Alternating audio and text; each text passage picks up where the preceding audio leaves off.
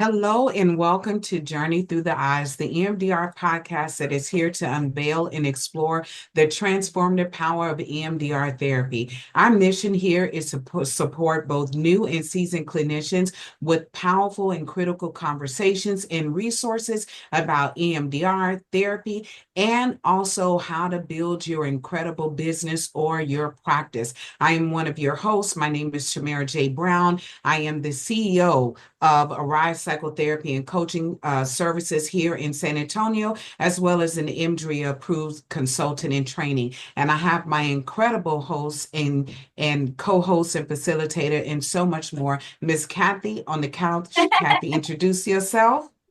Thank you, Tamera. It's so good to be here with my friend, Tamera Brown and Nancy. Today, we have a powerhouse for you today. Nancy here is so excited to introduce her today. I am Kathy Couch here at Rewire 360 in Twin Falls, Idaho, spreading the mission of mental health care nationally and internationally through EMDR. So I'm so excited. I'm so excited for Nancy today. I've been waiting for her for so long to come onto this podcast, and I'm so thrilled. So, Nancy, I'm going to allow you to introduce yourself, just who, what, why, all the deets, and then we'll kind of kick it off. Yeah, hi, I'm Nancy Gildersleeve. I am a gym owner here in Twin Falls, Idaho. I own an all-stars cheerleading gym called Riot Extreme Cheer. I've been doing this for a little over a decade now. I'm super passionate about kids, youth sports, growing youth sports locally in the community, and I'm super excited to share all my knowledge and answer all the questions in today's podcast. Yeah. So we are all entrepreneurs. And so what happened with me and Nancy is I just decided to do this little rec cheer program to get my daughter into some sports activity, and it turned into so much more. And so I'm learning, and Tamira's learning about the CEO mindset. And so I'm an observer. And so I kind of just sit back and watched. And then as I'm getting more into this, program, if you have never done Elite Cheer, today the idea is to support women and women-owned businesses, and also discuss how mental health care transforms into sort of the work that you do. And so as I'm watching you, it's been so amazing to see kind of as I get all the little pieces together of what you do. Now, you have a partner. His name is Joe. He's kind of, the fun parent. You're more of like the executor, business type. Now, as I'm watching you, it's been so amazing because you have this like visionary execution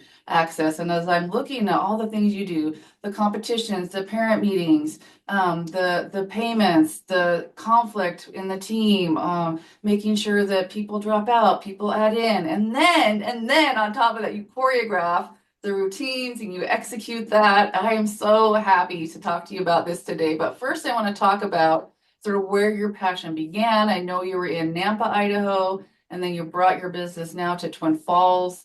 So can you just kind of talk about sort of how the passion began for you, and then you're kind of living your dream right now. So kind of talk about that for us. Yeah, so I mean, oh my goodness, we have to go all the way back to when I was like a little 5-year-old Nancy sitting on the sidelines.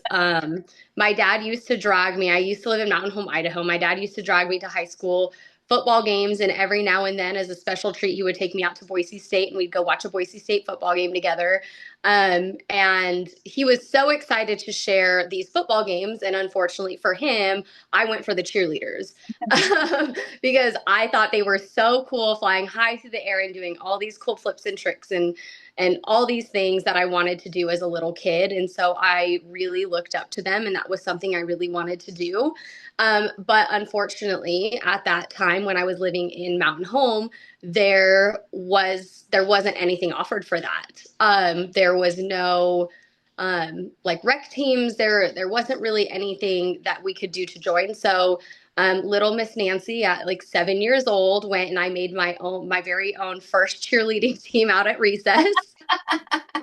And I told everyone, I've got this. I've watched all these cheerleaders. I know exactly what to do, and we're going to do this, guys.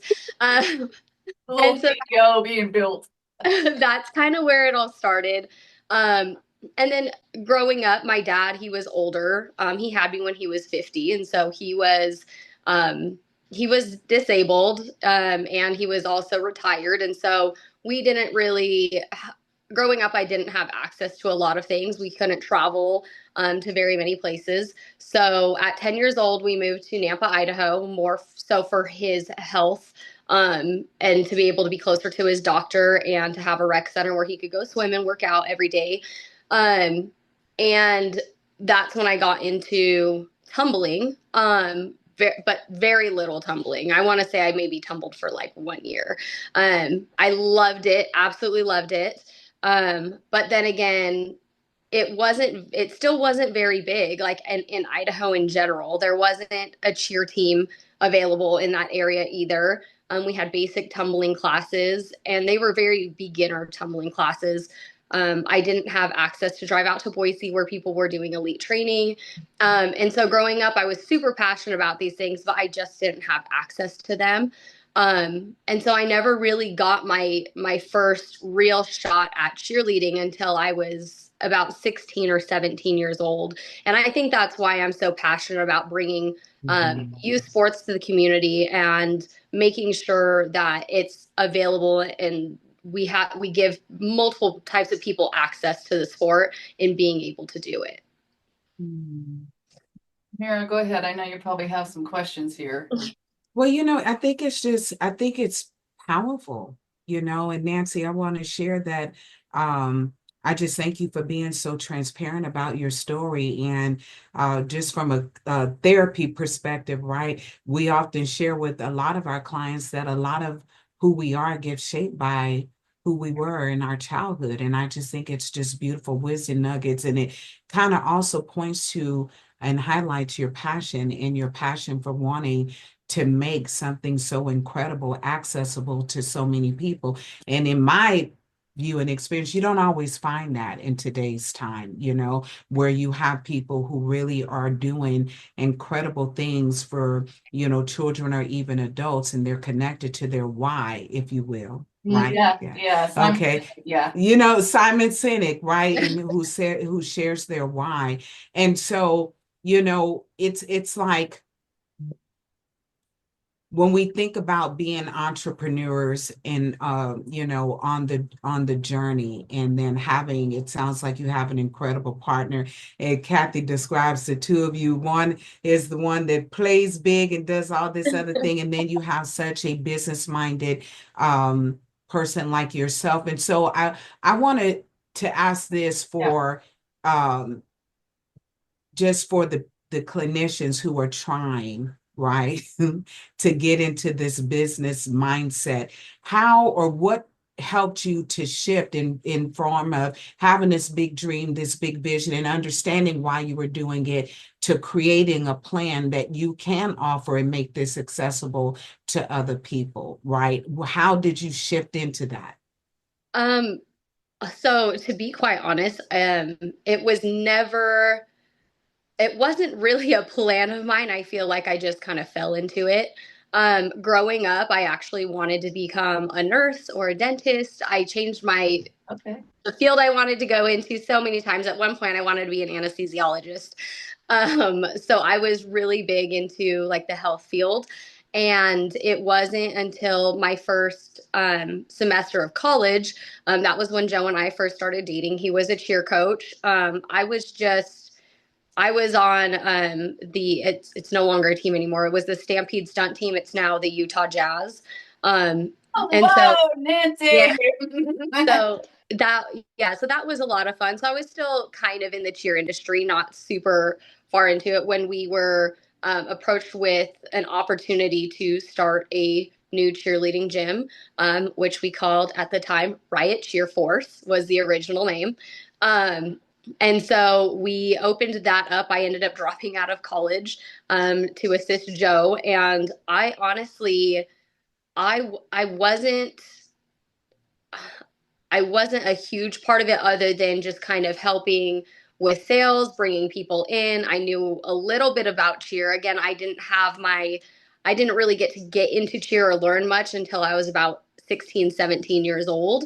And so I felt a little underprepared to take something on like that. And I was like, I can help coach, I can help with little things here and there. But as it grew, I decided to further my education in cheerleading and youth development. And so I signed up for multiple classes. I've gone to quite a few national trainings. I've traveled all over the nation to gain this knowledge to bring into our gym. Um, and I don't know, I just kind of fell into it. So it wasn't really part of my path or my plan. And as I got more into it, I realized that it really lined up with my childhood, and that even though I had these goals to become a nurse or do something in the medical field, I realized that that was my parents' passion and kind of their goal for me. It wasn't really my passion and what lined up with what I wanted. And so I kind of had to take this leap of faith at one point, which my parents didn't agree with quite at the time. But now that we're years down the road, my parents, well, my mom now, she's super supportive of everything. My dad just passed away last year, as you know, Kathy. But they've both, after seeing me take that path and seeing how successful it's been, they've backed it 100%, and they're super excited and super happy for There's that change. Nuances, right? So in my experience, I'm like, I'm just going to do this little class and it's just going to be fun. And you've seen me struggle this whole year with my first elite season. So it went to like, we're going to be a prep team, which is like, I don't know, Nancy, you'll probably say it better than I can, but something you're preparing people. And then we're doing the elite season is competing in Vegas.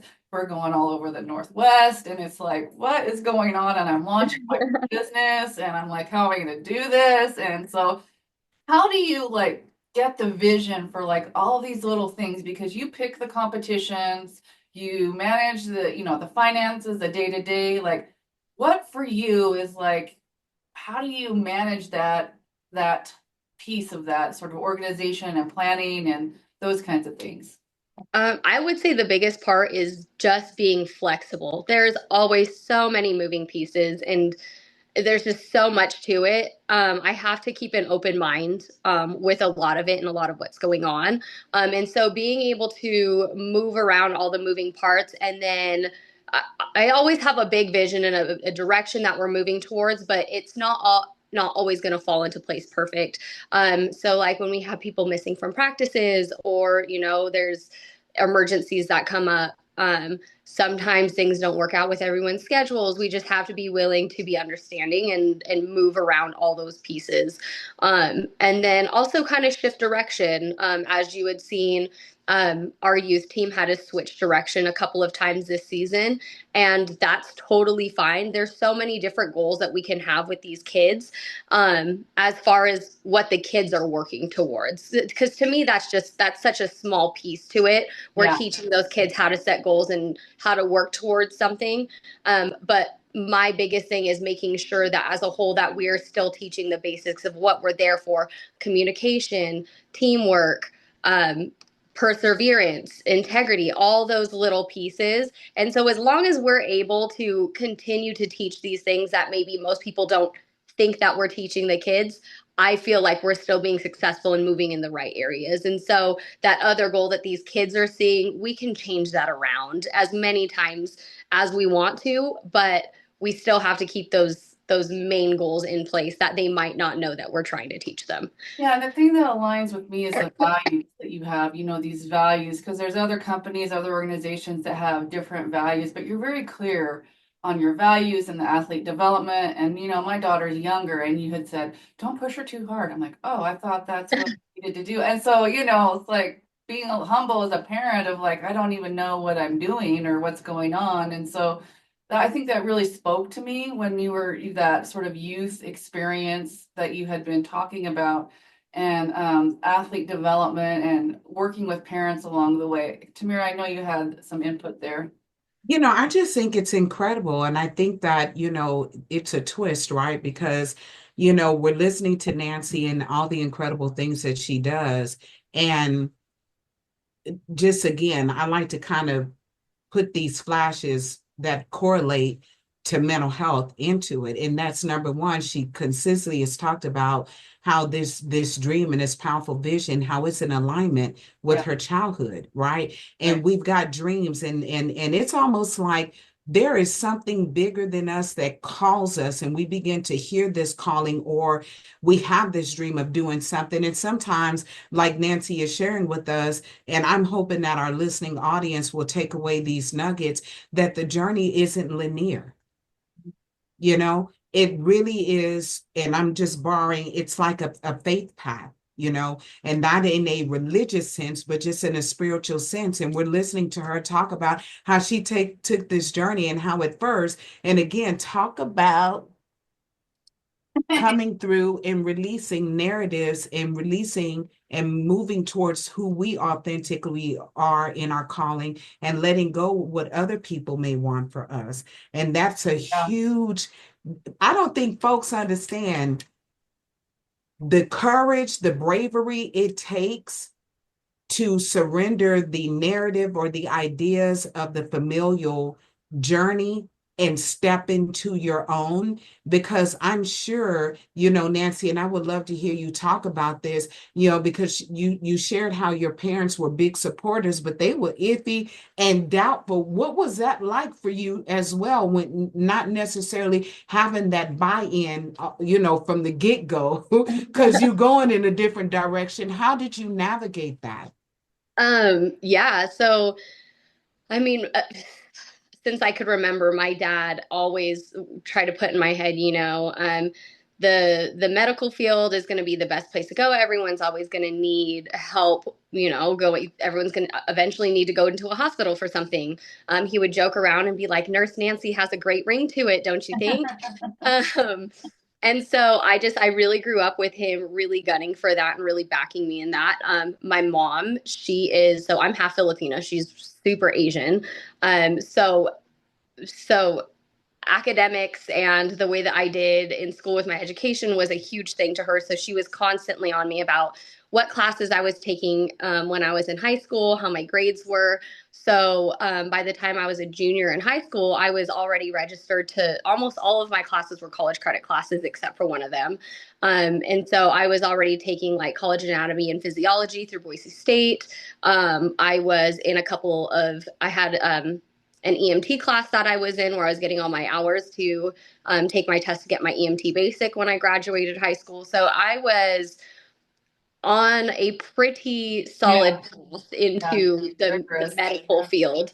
And so when I started college and went off to Boise State, I was living on campus and started going to my classes. I was just kind of like, oh my gosh, I have like 4 more years of this that I need to get through. And I'm not sure I'm really loving this. And do I really want to go into something that I'm not super passionate about? And then there was this opportunity that came about. And after just a couple of weeks of getting into it, I was like, oh my gosh, I really love this. And this is what I want to do. And so I couldn't have said it better myself when you mentioned it was like a calling. And so making that decision to drop out of college for the first time, it was really scary to tell my parents, especially my mom, just because academics have always been a huge thing for her. I don't know if you know this, Kathy. I was born in the Philippines, and so I wasn't really born into a great environment. I guess I don't remember what it was like. My dad said when he met my mom, like our house had dirt floors. It was not the greatest, and that's why he moved us to America once I turned a year old, to help provide those new opportunities for me. So to my mom, growing up in that environment, it meant a lot for her, for me to be able to get my education and to get my college degree. And so she seemed really disappointed at first. But after a couple of weeks of letting it settle, she finally came around and said that she was going to support me in whatever I decided to do, as long as I was successful doing it. Yeah. That was all that she cared about. And you're so amazing. When I first, I don't know what to say met, but like encountered you, you have been so humble, because we were working for another company. I was, before Riot came, we were with another Magic Valley Elite organization. You were just coaching. Like, I had no idea all this passion. You'd run a gym with 12 teams. Our gym has what, 3 or 4 teams, 5 maybe. And Yeah. so you had this whole huge career before, and you were so humble. I had no idea you were just coaching and doing what happened. And then through, circumstances, you were able to reestablish the gym here in Twin Falls. What was that like for you? Like, to be like, oh my gosh, again?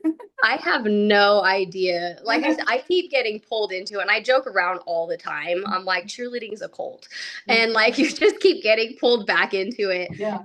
So, I mean, we ran our gym out in Meridian for, I want to say like 7 or 8 seasons before we closed down in March of 2020. We had COVID that hit, and so we kind of closed everything down at that time, and it was a nice little break and a breather from everything. And I was like, maybe I want to explore something else. Maybe I don't want to do cheer.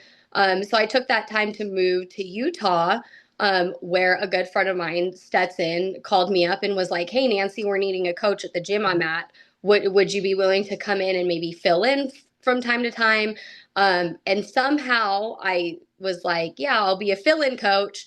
And I ended up working there on almost all of their teams, all their tumbling classes within 2 weeks. And so I just kept getting roped into this. At that time, I was, after I want to say a few months of doing that, I was offered another job here in Idaho to come down to direct another program. And I was like, how is this happening? Why I keep trying to leave cheerleading, and I keep getting these job offers and keep getting roped back in. And I felt like the harder that I tried to leave the industry, the harder I kept getting pulled back into it, to where I finally made the decision to join Magic Valley Elite. Sarah, she was always so sweet. When we owned Riot out in Meridian, we were good friends with her. She had messaged me when she had first taken over the program, was needing help with paperwork and getting things started. So I knew her through that. And she had contacted me saying that she was needing help. So I came on as a coach to help her program from the inside now, and help her regrow it. And then somehow I ended up reopening up my program under her blessing. She decided she needed to spend more time with her family. She wanted to focus on her regular full-time career. And now here I am again, owning a gym. I really think that it really was a calling for me, because once I made that decision to do it, there was no going back. And it's so cool, right? Because just one little piece, Tamera, real quick. You had this like little space in the gym, and now recently you shared with a soccer field, and now you have the whole space. And so it's like things happening. It's so fun to watch. Yeah, no, and I'm super excited about it. So I don't know if I've shared this with you yet, Kathy, but we are actually going to keep the soccer field. We're going to keep soccer in it, but we are also going to add other sports to it. So we're looking at adding like indoor football, some volleyball, potentially doing batting cages, just to bring more to our area in the winter. And I know I've had a lot of fun growing cheerleading here in this area, but I, growing up, was actually a multi-sports athlete because, again, cheerleading wasn't really offered, and I wanted to do something. And so I played basketball, I played softball, I played soccer, I did track, I did everything under the sun, and I really loved it. And I grew up really seeing the benefits of cross training and being a multi-sports athlete. And so when we got the opportunity to take over the entire building, I didn't want to just throw that opportunity away for other kids in this area. So I'm hoping to be able to build on it, but also add other sports over there too, just so that way we can add more to the community. And I'm not just targeting the cheerleaders of the area. I really do want to bring more here. Just think what you're sharing is incredible, Nancy. I mean, there's so many nuggets here. There's so many nuggets, in reference to just taking your journey, recognizing, when you're on your path of being an entrepreneur, whether you're someone who's doing cheer or you're a chef or you a therapist trying to do a private practice, embracing the journey of becoming a student of the journey. And that's what it really sounds like you've done. And not only that, but looking at one of the things I hope that folks will take away from the conversation today was having an open mind and being flexible with the path. Not only that, but the brilliancy of collaboration, and looking, and I think that again, as entrepreneurs, um, sometimes getting out here and collaborating with others can be some sticky, sometimes muddy, sometimes some uh, feel like quicksand. But when you collaborate with others, or in other words, when you support others on their journey, that comes back to you in huge and incredible ways, right? And so I think that this is like,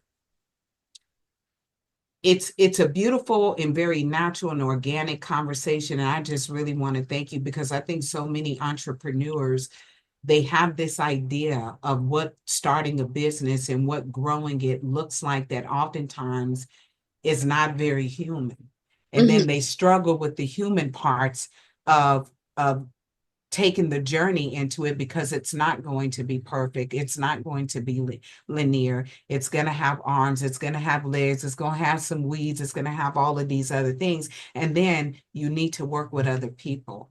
You need to collaborate. And I noticed, Nancy, as well, that maybe your parents were in the medical field, but you doing a lot of health stuff for the community. You know what I mean? And so it still has its branch, and it's like you're still in a big, huge, and incredible way. And I can't think of anything better to serve this generation of children than to getting them active and getting them working together and team building, especially with all of the online stuff that is going on. So it's almost like you are not only in one hand reviving, but also stirring up, the community in a sense of healthiness and wholeness and body movement, teamwork, and all the things. And so, how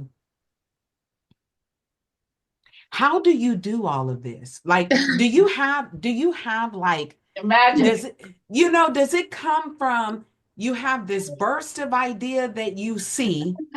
Do you sit with it and then you implement it? Tell us the secret sauce of how that works for you. I think, there's a little bit of vision in there. There's a little bit of lack of sanity sometimes, um, and a whole lot of work ethic. So, yeah, I don't know. Oh man, I looking at it, I feel like, I have this vision, and I have, what I feel inside, and the things that I want to do and what I want to bring. Um, and you saying these things, it makes me really happy to hear them, because sometimes I do kind of get stuck in the hustle and bustle of being just the business side of things. And so I feel like a lot of my vision gets lost in me running the business side and having to do books and having to, chase people down to pay bills. And that's not the fun part of it.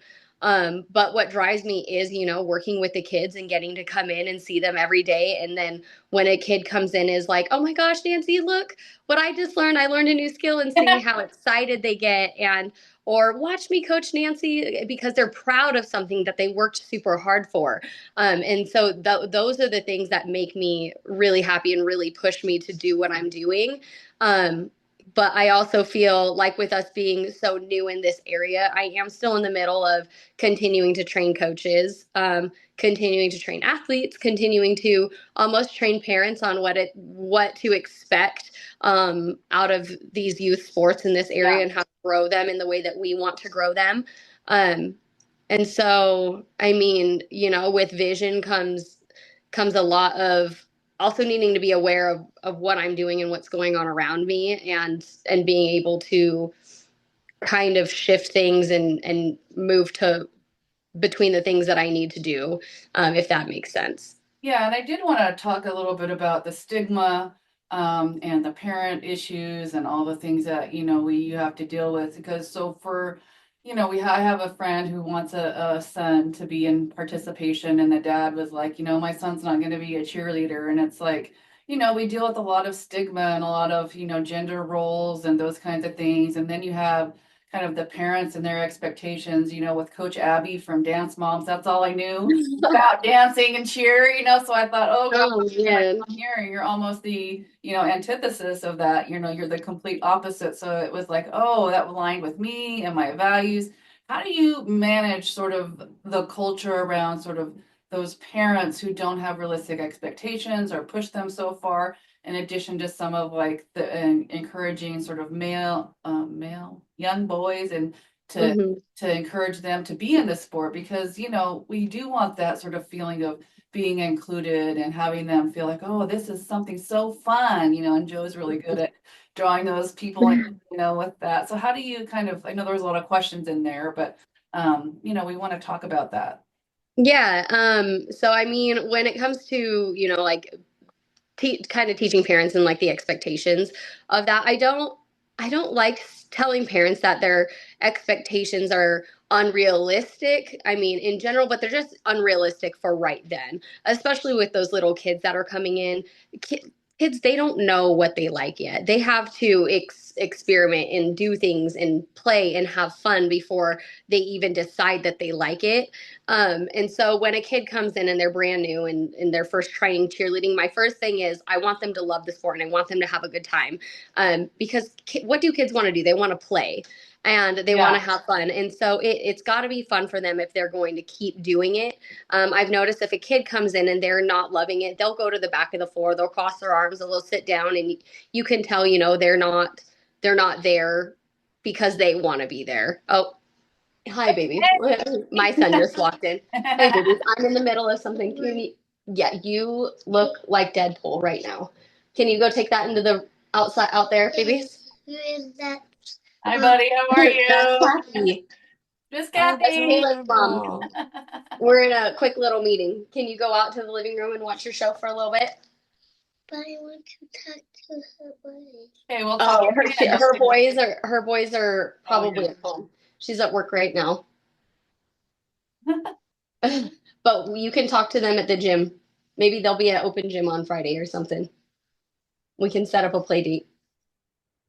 Does that sound good? Yeah. Okay. So I have 5-year-old boys, You and ready? our little son, he's so cute. He's a little cheerleader. And so my son saw him and he was like, oh, I want to be like him. And so that's what I'm talking about with the culture and the excitement. And, he's like, I don't want to do karate. I want to do cheer. And so, I think that's just so fun. Yeah, and I mean the kids just they have to find their own passion.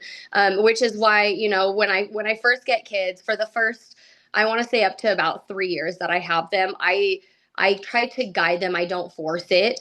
I try to guide them into that passion and the parts of cheerleading that they like.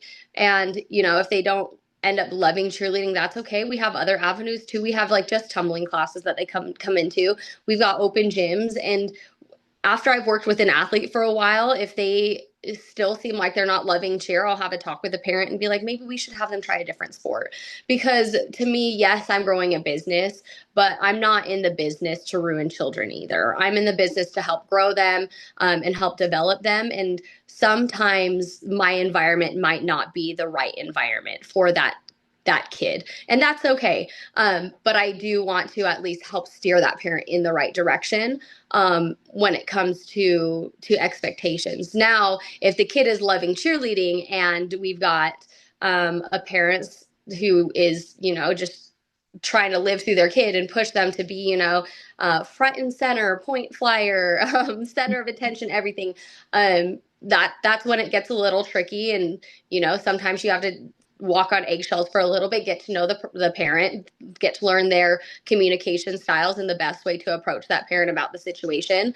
And then just constant communication with them and things that their kids need to work on. And just being very transparent with them and where their kid is. And, well, I understand this is your goals and where you would like to see your kid, but this is where they're at and this is how we get there. I don't ever like to just completely shut people down, because that puts the fire out. And that's the last thing you want to do in anyone. I know a lot of people see some of these parents as toxic or the crazy cheer moms. And to be honest, I love my crazy parents because as much as it looks crazy, I know that the underlying feelings are, they're passionate about it. They care about their kid. They want to see their kid succeed. And in order for their kids to succeed, the whole team's going to need to succeed. And so there's a lot more going on than what is just showing on the surface. I've seen our blizzard that we went through when we went to Utah that year, remember? So Yeah. first year, my first competition, right? And so Utah, for our listeners, is like 3 hours away. And Nancy was like, we're going down there. And she left. It was like, 1 or something. I left at like 3. And by the time in that time period, it was like a blizzard and people were dropping like flies. And me and Coach Rachel were like, we're going. And I showed up there and I was like, oh, this is a team sport. Like, my individuals here. And they're like, okay, we ended up having to cancel because of this blizzard or whatever. And it was like, oh, so I learned like, a lot about like the team aspect and like also commitment, like I'm down, let's go. And, things like that will happen throughout the season. And that's also, where parents will realize maybe this isn't the sport for my family to be a part of, because regardless of what happens, sunshine, rain, whatever, the show must go on in cheerleading. And that's the way that the producers and the competition directors are with this sport. And so it's full commitment once you get into the competitive part of it. And that goes for, even our novice and our prep teams. Those competition directors, they still look at them the same way that they look at their elite teams, and they still hold them to the same standard, which I think is great.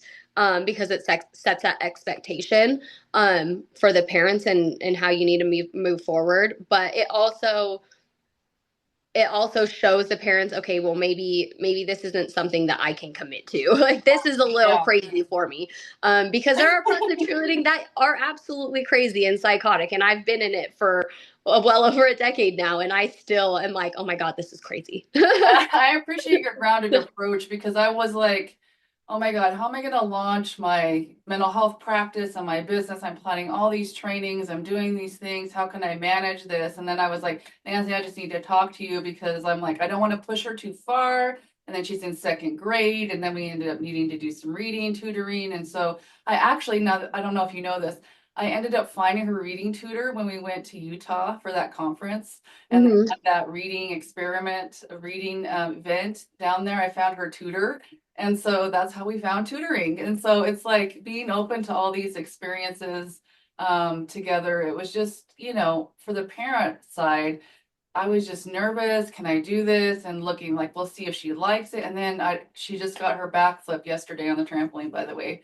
I'm always sending Nancy videos. Caleb's like, can you send me videos to Nancy? And oh my goodness. Oh, she's going to come running up to me next practice. Come on, Nancy, look what I can do. I know. I'm so excited. Yeah. So I was just so thrilled about that. I just want to kind of let Tamera chime in here about all these things. Then I also want you to kind of line out those steps of like prep, novice, for our listeners and maybe anyone else that's not involved. But Tamera, what kind of thoughts? Well, I just think it's been an incredible conversation on the entrepreneurial journey and what it really looks like. And I think that Nancy has done such a beautiful and incredible share in a human one as well. It's so refreshing, Nancy. You know what I mean? It's like we're not meeting your representative. We're meeting Nancy, who is really the visionary behind this incredible business and community that you're building. One of the things that I took away from what you were sharing just a moment ago is we got to love what we're here to do. Yeah. We have to love the work. We have to love the work and who the work is going to impact. And listening and watching you light up when you talk about those kids, when you talked about even the cheer moms, I mean, it's all in you. You know what I mean? Even whether it's difficult for you at times when you're dealing with moms and all the things, or you're dealing sometimes with the challenges. But the thing that I hope that our listeners will take away is that take time to sit with and be with the love of the work. Be with the love of the calling. Be with the love of the way you know it can transform lives. right? Because it really sounds like that's what's giving you this bold permission. And it's like you've got this audacity, Nancy. Yeah. Okay. It's like you have this audacity, this boldness, this courage, and you are creating something that is going to transform these kids. Like they're going to remember this forever, you know? And so, It's aimed off my Spider-Man. Baby, I'm in the middle of something. We can fix you it. know, Sorry. so that's just the feedback. I really want to hold space so you can share with us the structure of it. And the then I want to structure. share the other Mhm. exciting thing is, dude, she's bringing the Olympics here. I don't know, you know, the Olympic structure, but she's brought that here. I'm like so excited. I was like, what? And her Yeah. husband was so excited, like with her passion and drive. So I also want to hear about the Olympics and how that came. And Yeah. can you believe I'm even saying this? It's like so crazy. So, I mean, so as far as like the sports and the structure, when I first came on and we came in with MVE and then ended up reopening up Riot, we had started with two elite teams and a prep team, is what we had. So we started with three teams here, and that was just about a year and a half ago. And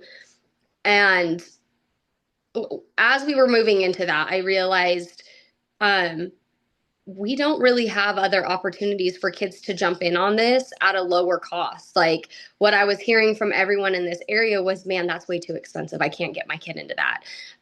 So I started looking at the other avenues and things that we could offer as far as cheerleading goes. And so we separated it into tiers. So we've got our elite teams.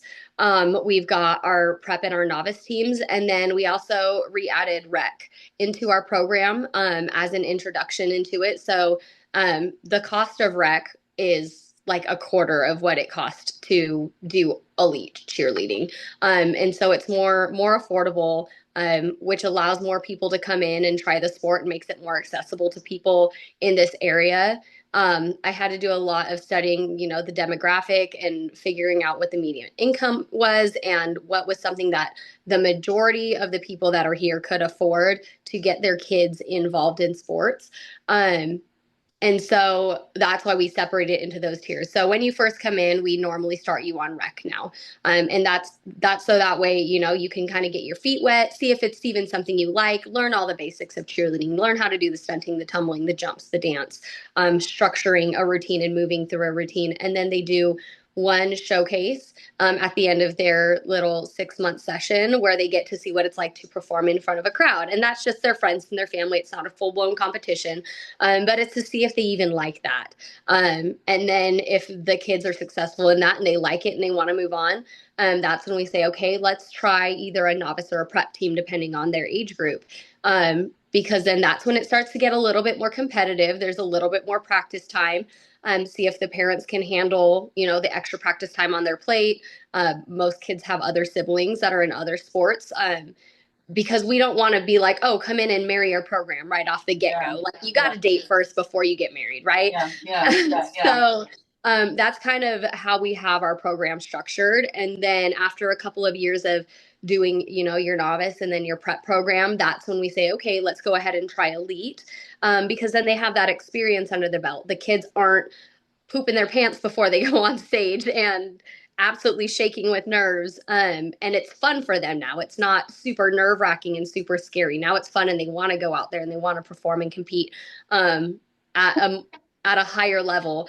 Because just jumping in, sometimes that can be super nerve wracking for kids, especially younger ones, going out in front of thousands of people and performing these skills, tumbling, you know, end over end, and then going up in the air. Doing those skills already by themselves in a gym can already be nerve wracking, let alone in front of a ton of people, which is why I don't always recommend going full blown elite right away. And that's just for the mental growth of the athlete. It's not because I'm like, oh, your kid's not physically capable of doing it.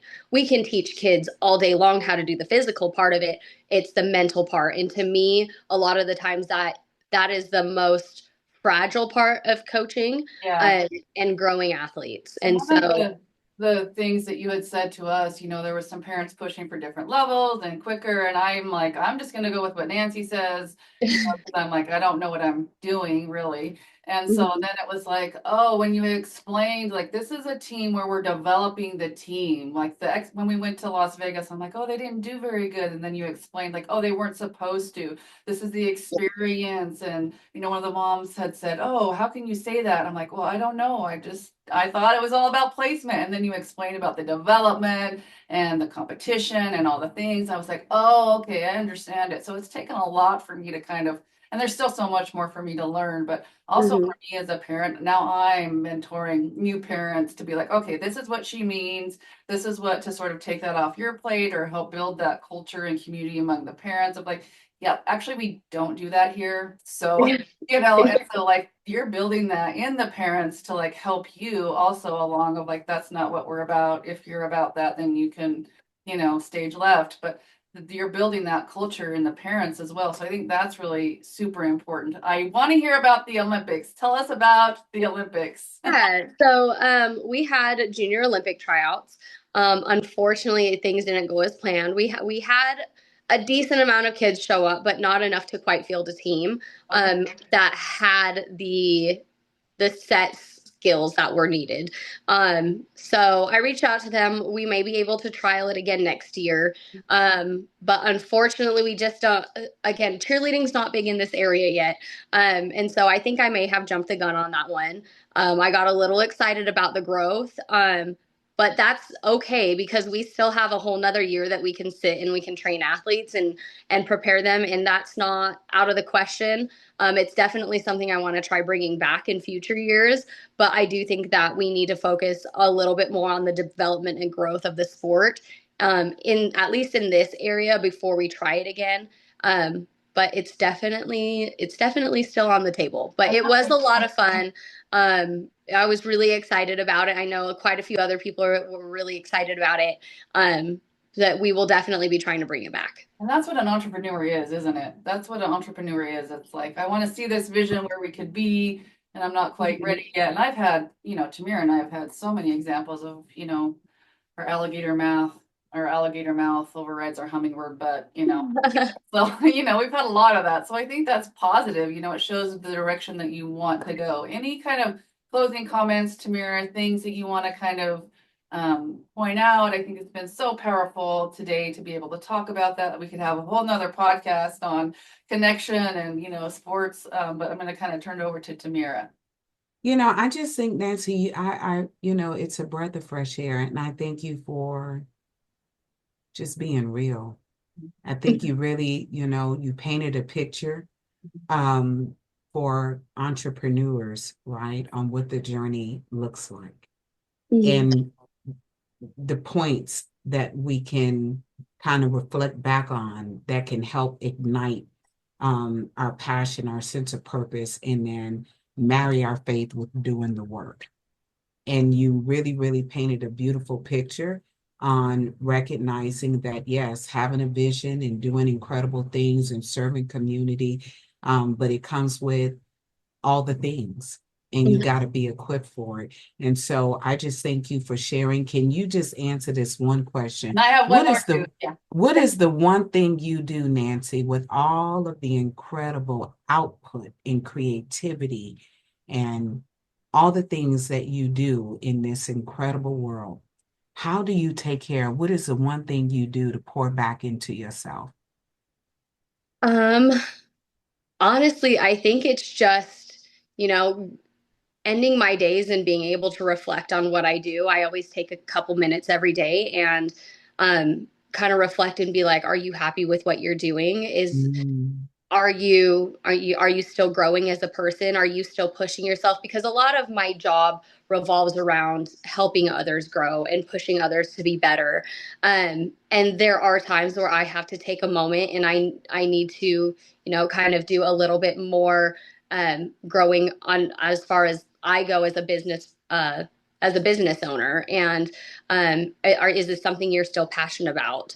What parts do you feel like you need to grow on? I'm very passionate about learning more all the time. And as long as I'm doing that and I'm taking the time for myself to continue to push in other areas, then I'm happy. And I know that I'm pouring into myself and I'm continuing to grow as well, right next to all these other individuals. So I'll point something out. Nancy's also a cheer mom. You know, you have one son that kind of he can do fun skills, but he's not into it like the little one. How do you manage that with like balancing your dynamics as a couple and a family, and how do you make those decisions for your family, yourself, you know, because like your parents, they wanted this certain vision for you.